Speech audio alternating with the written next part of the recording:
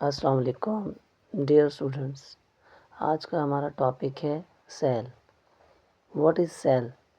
Cell is the basic structural and functional unit of life. Cell بنیادی اکائی ہے زندگی کی۔ سیل کے 3 مین حصے ہوتے ہیں: آؤٹر کورنگ، جسے ہم سیل میمبرین یا پلازما میمبرین کہتے ہیں۔ جیسے ہی سیل میمبرین کو ہم اوپن کرتے ہیں تو اس کے اندر جیلی لائک پارٹ ہوتا ہے جسے ہم سائٹوپلازم کہتے ہیں۔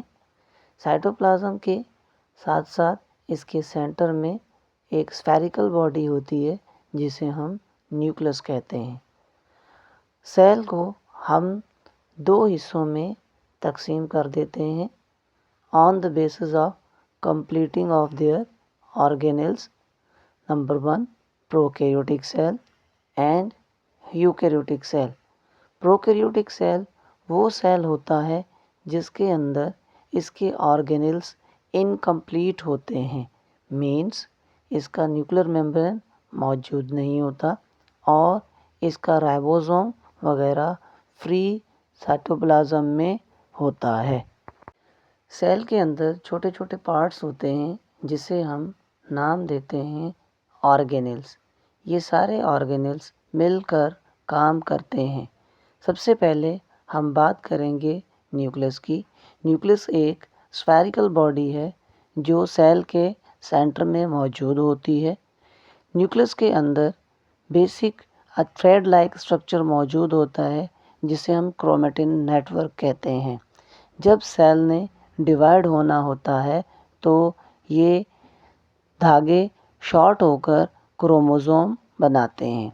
کروموزوم کے اندر D N a means genetic material ہوتا ہے جو جینیٹک انفارمیشن کیری کرتا ہے اور منتقل کرتا ہے ایک نسل سے دوسری نسل تک، 1 جنریشن سے ادر جنریشن تک۔ جس طرح انسان کی باڈی میں مختلف سسٹمز مل کر کام کرتے ہیں، اسی طرح سے سیل کے اندر بھی مختلف آرگنز مل کر کام کرتے ہیں تو یہ سیل اپنی پوری ایکٹیویٹیز جو ہیں وہ پرفارم کرتا ہے۔ جیسا کہ رائبوزوم۔ رائبوزوم ایک چھوٹی سی آرگنل ہے جو سیل کے اندر پائی جاتی ہے۔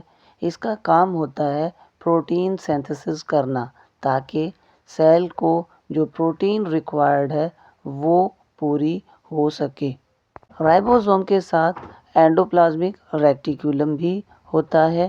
اینڈوپلازمک ریٹیکولم کے 2 اقسام ہیں، ایک رف اینڈوپلازمک اور دوسرا اسموتھ اینڈوپلازمک ریٹیکولم۔ ان کا کام ہوتا ہے پروٹین کو کیری کرنا اور فیٹ سیلز بنانا۔ سیل کے اندر مائٹوکونڈریا بھی ہوتی ہے۔ مائٹوکونڈریا راڈ شیپڈ ہوتی ہے جو مدر سے آف اسپرنگ میں منتقل ہوتی ہے۔ مائٹوکونڈریا کو powerhouse of the cell کہا جاتا ہے۔ گولجی باڈی، یہ بھی ایک بہت ہی امپورٹنٹ آرگنل ہوتا ہے جس کا کام پیکنگ کرنا،